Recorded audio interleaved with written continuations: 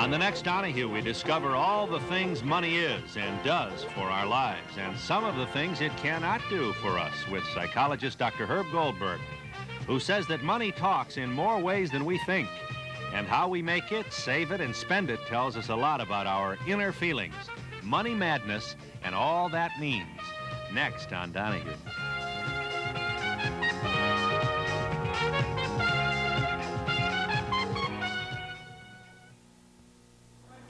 Donahue 04278, Money Madness, Dr. Goldberg.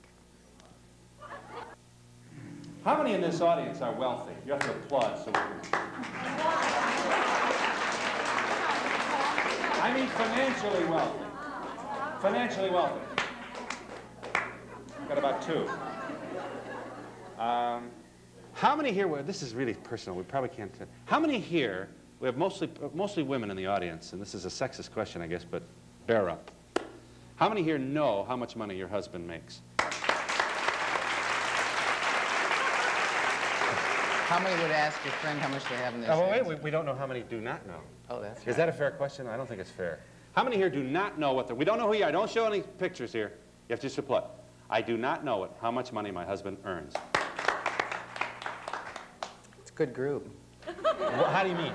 Well, there's at least an openness in that level. There's an awful lot of couples around the country where the wife has only a vague idea of her husband's financial situation, how he invests his money, even how much money he earns.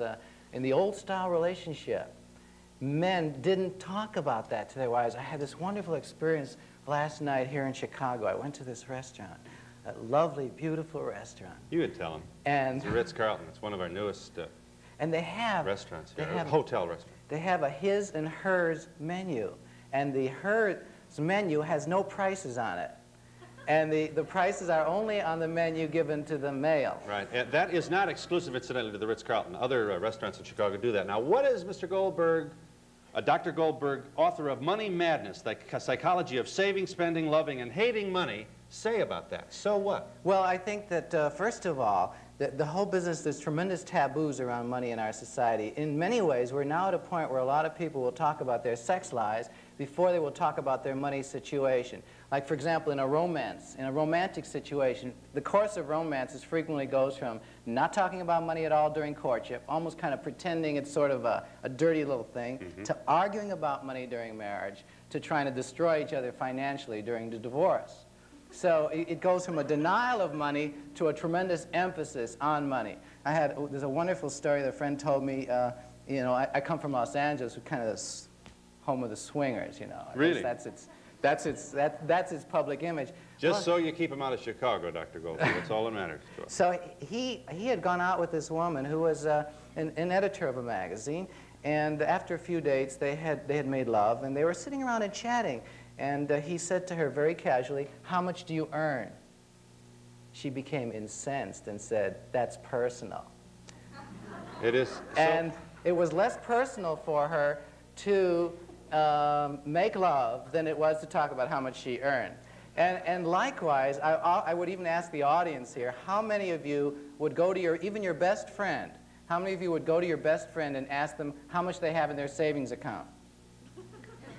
Could anybody, your best friend now, you know, the person you cry with, that you tell your problems with, you would be able to ask her or him how much money he has in his savings account? How many would not? Isn't that... Well, I don't know what that, well, isn't that fantastic? It is the last taboo. It really is. Even in this explicitly open, you know, analytical society, when I was a child, my father rejected me, public testimony, crying statement, won't talk about money. Even less personal issues, like I was speaking to somebody, you know, I've been on tour the last few days, who told me that she even has a hard time asking somebody how much they're paying when they rent a new apartment. She's uncomfortable about saying, like, how much is the rent? Which is a fantastic thing. Well, anyway, Dr. Lewis and I decided to write this book because we want to finally focus on the issue of how emotions and how personality translate into money behavior. And an incredible part about this whole business of the money taboo, and this is a kind of an amazing thing to think about, as far as I know, there have been no other books ever written for the general public on personality, emotions, and how it deals with money. Now, you would have thought there'd be dozens of books. It's the natural topic. Why haven't people explored it? And I think there's a kind of a resistance to looking at the whole issue of money. There's a kind of a resistance to talking about it. We'll talk about it sort of anonymously, like... in personal terms, there's a resistance. Personal terms. There's great speculation about what other people make. Or we'll talk about the stock market. Or we'll talk about things in a distant, impersonal way, real estate values. Yeah. But to actually say to one other person, you know, how much are you earning on your new job? Or how much bonus did you get? Yeah, but you or how much did that coat cost you? You wouldn't say. You might ask how much was the coat. There are people who cannot tolerate... You tell a story of a cocktail party conversation where suddenly above the din someone said, how much did you pay for the house? And everybody stopped talking. Exactly. And this happened to be a party. It was a housewarming party. And somebody, you know, you would think at a housewarming party, why not ask somebody? And as soon as it was asked, the room went stone cold. I have some guilt about money. Well, you know that... excuse me, but did your father tell you how much he made? No.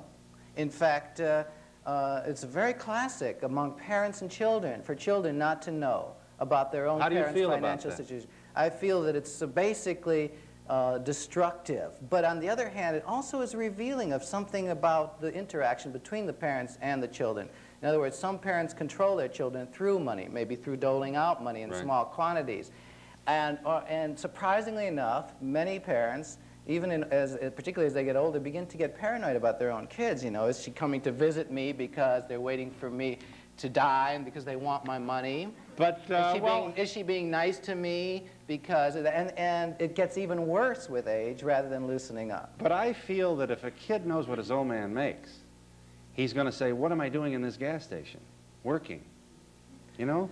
In other words, I think there's a concern that to convey income to a child is to warp the child's view about his own responsibility in life and to, you know, wait until the check comes in. Well, I think that parents have a lot of erroneous fantasies about how children perceive money. So, for example, one of the things that drives parents crazy is if, let's say, they were poor and then they go on to become wealthy and they say to themselves, well, I want to give my kids everything I didn't have. So the kid is 6 years old, you know, and they go out and they buy him this $200 electronic toy, and they give it to the kid, and the kid looks at it and puts plays it with the box and bangs on a cup with a spoon, and he's having a wonderful time playing with Pepsi-Cola tops and ignoring the $200 gift. And that is an interesting example of the projection that parents have, their own anxieties laying it on the kid. Another interesting thing is that when that 6-year-old child is 18, the old man will be very stingy with him for fear of spoiling him, so he won't get out and know what it's like to pull himself up by his bootstraps. Exactly. Now, the bottom line of all of this is that basically money is one of the most impressive ways of really getting to know a person on a deeper level. And part of it's a great key to getting to know yourself. We have in our book 4 chapters, one called The Security Collectors, one called The Power Grabbers, one called The Love Dealers, and one called The Autonomy Worshippers. Security collectors are people like bargain hunters, compulsive savers, people who are self-deniers. Now, these are people who have a fantasy that the world's going to collapse tomorrow. And the interesting thing is that that same philosophy exists when they're 20. They may save $50,000, and they say, the next $10,000 I'll feel secure. By the time they're 70, they're still saving for the rainy day, still anticipating disaster tomorrow, and it's never enough. And because, again, they're dealing with not money, they're talking about their own personality, a basic feeling of distrust about relationships in life, and a concern about safety. Yeah, you know, the irony of that is these people who are saving for a rainy day are often the people about whom we are praying as we say, dearly beloved, we are gathered here today. Exactly. He was a wonderful, frugal man. Exactly. And we praise him for that. Right. He saved for a rainy day, and it goes to a nephew who blows it in Vegas in one afternoon.